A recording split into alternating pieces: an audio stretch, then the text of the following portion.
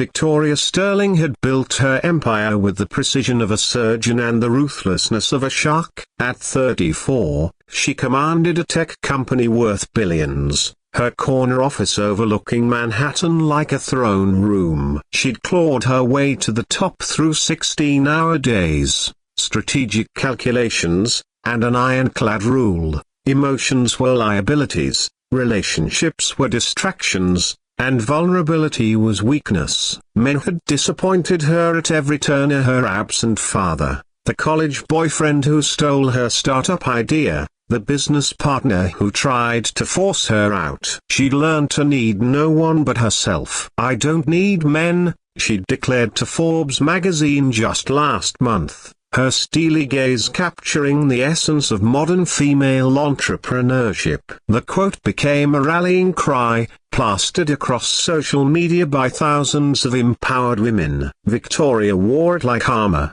each repetition hardening her resolve. But armor, she was about to discover, could be both protection and prison. The first crack appeared on a Tuesday evening when the elevator broke down between the 32nd and 33rd floors. Victoria found herself trapped with Miguel Santos, the night janitor, a man she'd passed countless times without truly seeing. While she frantically called her assistant, Miguel sat quietly in the corner, his weathered hands folded over a worn photo. "My daughter," he said softly when he noticed her staring. "Isabella, she's 6. Victoria glanced at the photo, a gap-toothed girl with pigtails and Miguel's gentle eyes. "She's nice," Victoria managed, the word feeling foreign in her mouth when applied to something so purely innocent. "She asks about you sometimes," Miguel continued, his English careful and measured. "The lady in the pretty dresses who lives in the sky." Something twisted in Victoria's chest,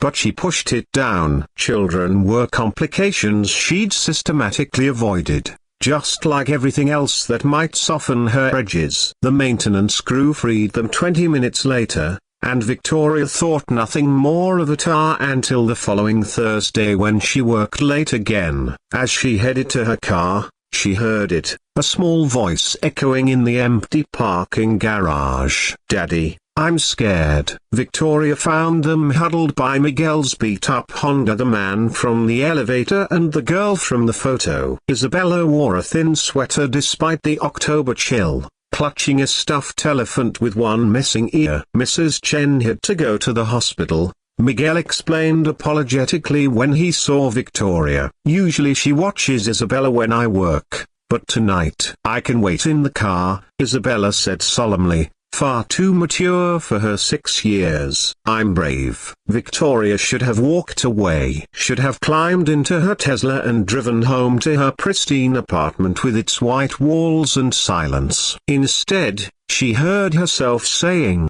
"She can wait in my office." Miguel's eyes widened. "Miss Sterling, I couldn't ask her." "You're not asking, I'm offering." And so began the strangest hour of Victoria Sterling's life. Isabella sat cross-legged on the Persian rug in Victoria's office, coloring in a notebook with stubby crayons while Victoria answered emails. Every few minutes, the child would look up and study Victoria with those impossibly earnest eyes. "Are you lonely up here?" Isabella asked suddenly. The question hit Victoria like a physical blow. "I'm busy," she corrected. "Daddy says busy and lonely sometimes look the same from the outside." Victoria's fingers froze over her keyboard. "When had a janitor become so perceptive?" "My mommy went to heaven when I was little," Isabella continued, her voice matter of fact. "Daddy says she watches over us, but I think heaven must be very far away because I can't hear her anymore." The crack in Victoria's armor widened. This became their routine. Isabella waiting in Victoria's office while Miguel worked,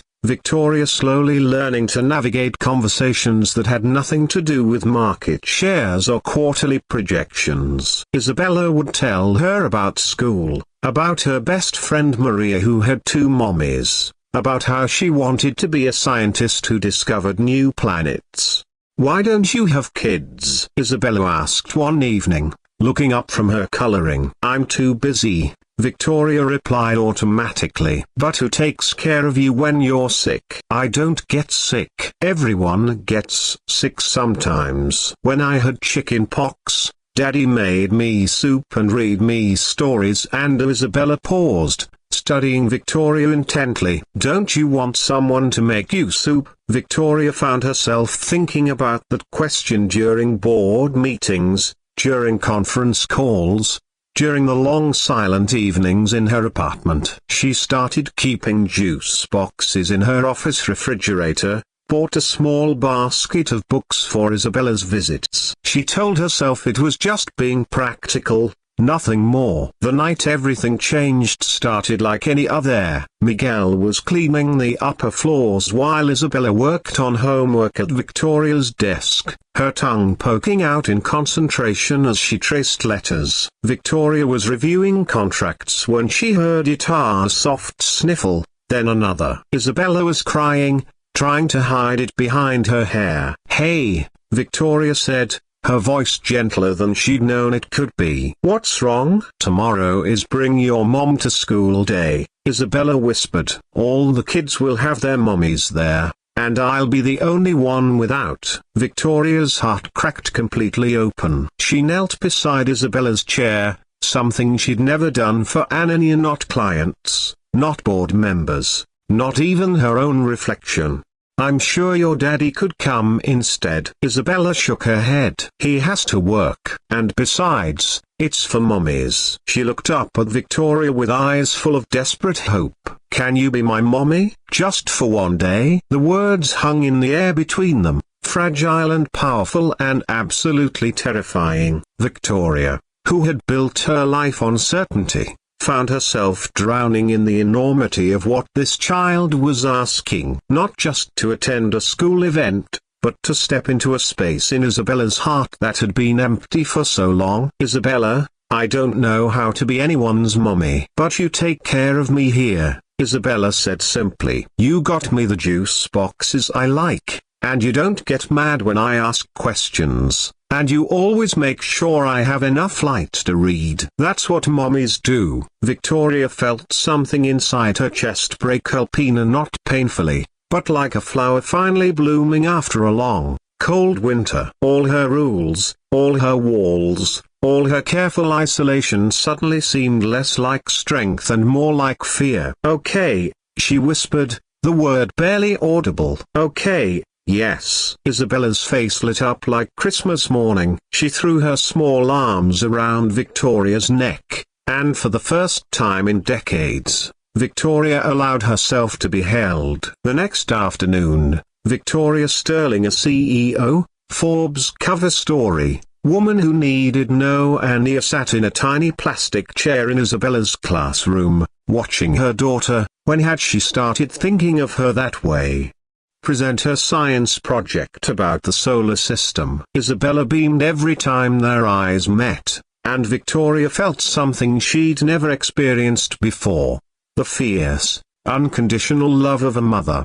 "She talks about you constantly," said Mrs. Rodriguez, Isabella's teacher. "Her Miss Victoria this, Miss Victoria that. You've made quite an impression." Victoria watched Isabella carefully gluing planets to a poster board, her face screwed up in concentration. "She's made quite an impression on me too." That evening, as Miguel came to collect Isabella, he found them both asleep in Victoria's receiver. Isabella curled up on the couch under Victoria's blazer, Victoria's hand resting protectively on the child's shoulder.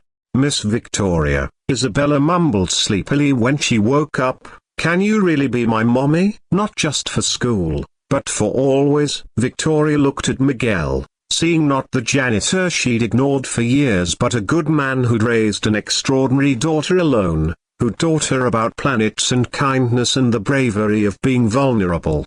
"What would your daddy think about that?" Victoria asked softly. Miguel's eyes were bright with unshed tears. "I think," he said quietly, "that Isabella has been looking for a mother, and maybe you've been looking for a family, even if you didn't know it." Victoria thought about her empty apartment, her silent dinners, her carefully constructed solitude. Then she looked at Isabella, who was watching her with such help and trust, and realized that all her success meant nothing without someone to share it with.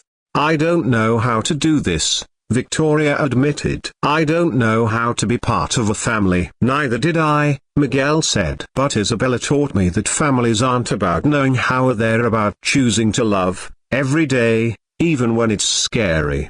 Victoria looked down at Isabella, who had taken her hand and was tracing patterns on her palm with one small finger. "Can you teach me?" Victoria asked them both. Isabella's smile could have powered the city. "It's easy," she said solemnly. "You just love us, and we love you back. That's how families work." Later, Forbes would write about Victoria Sterling's surprising engagement to Miguel Santos and her adoption of his daughter. They would speculate about the business implications, the unusual romance, the CEO who seemed to have gone soft. But Victoria, reading bedtime stories to Isabella while Miguel made them hot chocolate, knew they had it backwards. She hadn't gone soft as she'd finally learned what real strength looked like. It looked like a 6-year-old girl brave enough to ask for love, a man humble enough to work nights so his daughter could dream of stars,